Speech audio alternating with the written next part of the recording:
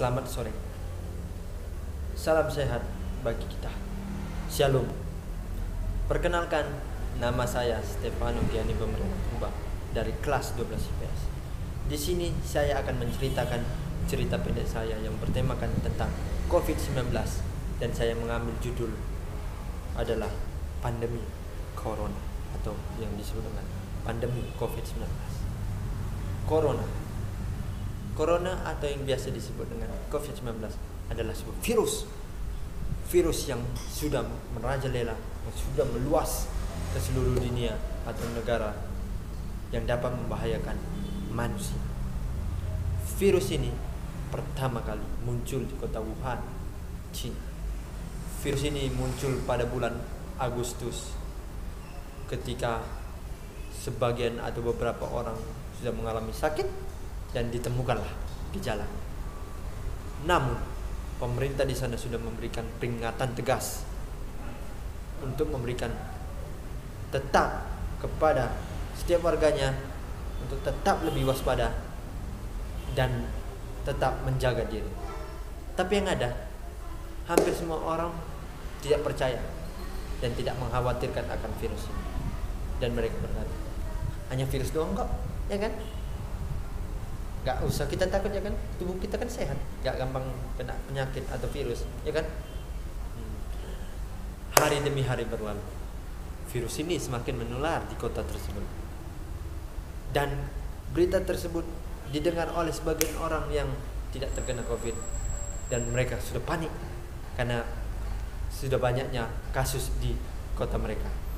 Mereka segera pergi menuju ke pusat kota perbelanjaan untuk membeli kebutuhan pokok seperti sayur-sayuran, buah-buahan, makanan bergizi, dan lain-lain, demi mencukupi kebutuhan pokok mereka selama di rumah saja. Ada yang disebut dengan stay at home seperti yang dianjurkan oleh pemerintah. Sehingga pada beberapa bulan kemudian, tepatnya pada April 2020, berita tersebut sampai ke Tanah Karo atau lebih tepatnya di Desa Ketaran. Masyarakat di sana mendengar saja sudah mulai panik, gelisah, dan takut jika virus itu sudah sampai di desa mereka. Tetapi sebagian orang tidak peduli. Mereka bilang, sama juga, gak takut aku, gak takut, virus doang kok, sekecil itu. Tetapi kan bahaya jika kita tidak menjaga diri dan melakukan protokol kesehatan. Dan pada suatu hari, sebagian warga desa menemui kepala desa dan berdemo menceritakan tentang keberadaan virus corona ini. Pak Kades, mengapa Bapak hanya diam saja? Kami di sini sudah habis-habisan demi mencukupi kebutuhan pokok seperti buah-buahan dan sayur-sayuran seperti yang dianjurkan oleh pemerintah, Pak. Bapak jangan hanya diam dong, kata Bu Tuti. Pak Kades menjawab, sabar, tenang saja wargaku sekalian, mohon tenang, oke? Tenang saja. Gimana kami mau tenang, Pak, jika Bapak hanya diam diri saja di situ di kantor, duduk tanpa melakukan suatu hal untuk membasmi jika datangnya virus ini masuk ke desa kita, kata Pak. Semua orang berteriak keras, ada yang ketakutan, ada yang gelisah, dan ada yang panik.